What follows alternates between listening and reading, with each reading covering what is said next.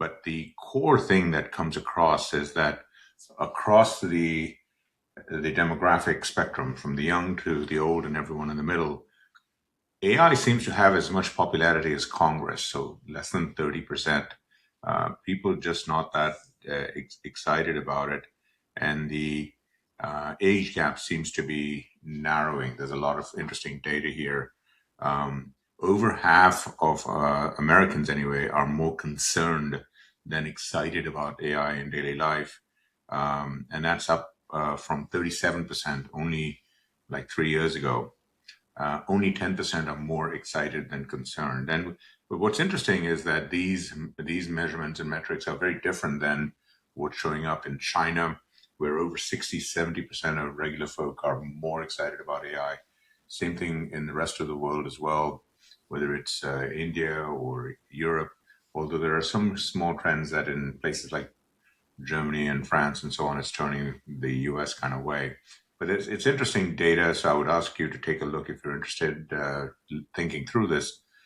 But and I've written a lot about this as to why this might be. Obviously, in the US, there's constant fears of job loss. That's been kind of a constant drumbeat. Even Sam Altman, founder CEO of OpenAI, has talked about universal basic income for everybody when AI basically does every job.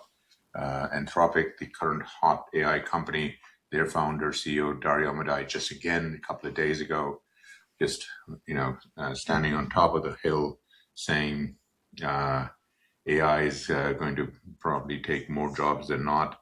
And you just can't get excited about AI in an environment where you're worried about those sort of things. And that's a key element. So the Stanford study is one.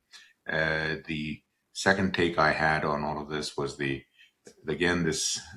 bifurcation amongst the makers of AI and the presumed takers of AI, that the top folks are all kind of talking about these doom and gloom things, despite the amazing promises of AI, curing cancer and creating extraordinary opportunities for people, just augmented, etc. And I'm, as you all know, I've been writing on AI for over 1,060 days nonstop daily.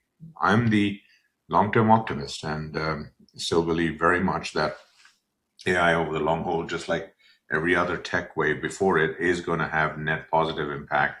But there's always negative impact. The technologies are always a double-edged sword, and this is no different.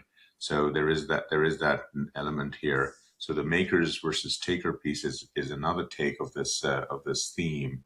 The third one is that because AI today, and I've talked about this whole bifurcation, that we're in the mainframe stage of AI, not in the PC stage of AI. What does that mean?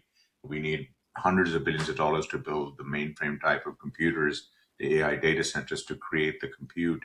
That is the variable cost that drives the tokens, etc.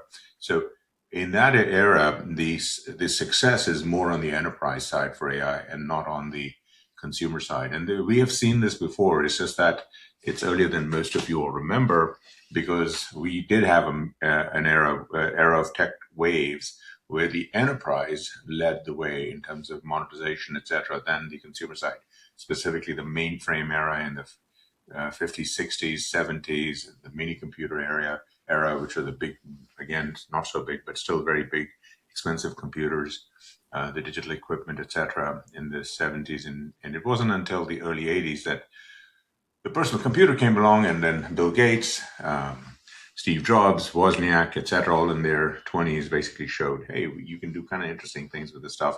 And then we never looked back. So we are in the enterprise-led technology wave here again, as opposed to consumer-led, which is what PCs were in many ways.